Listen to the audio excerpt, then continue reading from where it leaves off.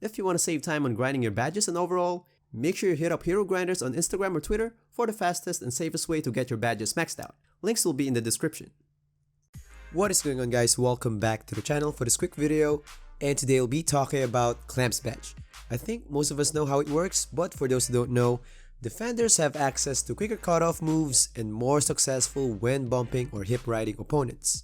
It is pretty much straightforward, so basically, it gives you better cutoff animations.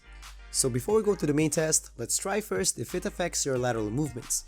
For those who don't know, back in 2K20, CLAMPS badge boosted.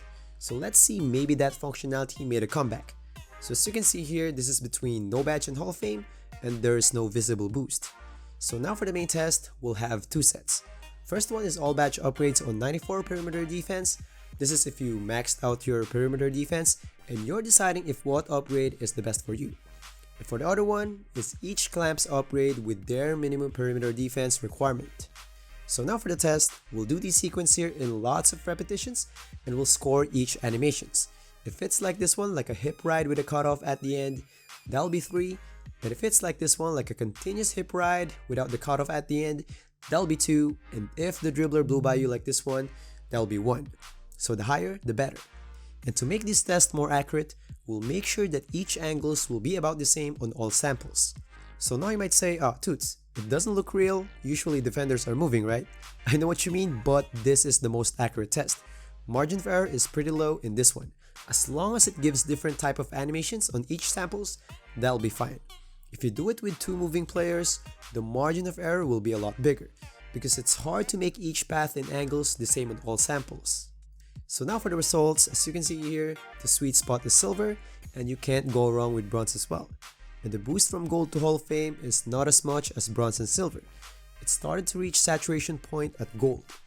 So before we go to the next part, just want to invite you guys to like the video if you're liking it so far, and don't forget to drop by the channel for lots of videos. And of course, subscribe to tune in for upcoming ones. And it would be really awesome as well if you guys can leave any feedback or any recommendation for a topic.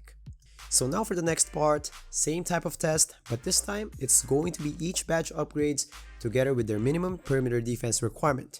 So now for the results, as you can see here, pretty much the same curve, but it's quite obvious that in terms of cutting off animations, silver on 76 is the sweet spot. But keep in mind, perimeter defense is not just about cutoff animations. So now for the recommendation, if you have max perimeter defense, which I believe most builds have, silver will be the sweet spot. But it still depends on your playstyle. For example, on Parks, we got too much space there, so hip riding animations will be less. So the usage of the badge will be less as well. So if you are saving points, bronze will be fine as well, because it always depends on how often you get in contact with a ball handler on defense. But if you play Rec or Pro-Am, you got more chances of contact there, so for sure, your silver clamps will be useful.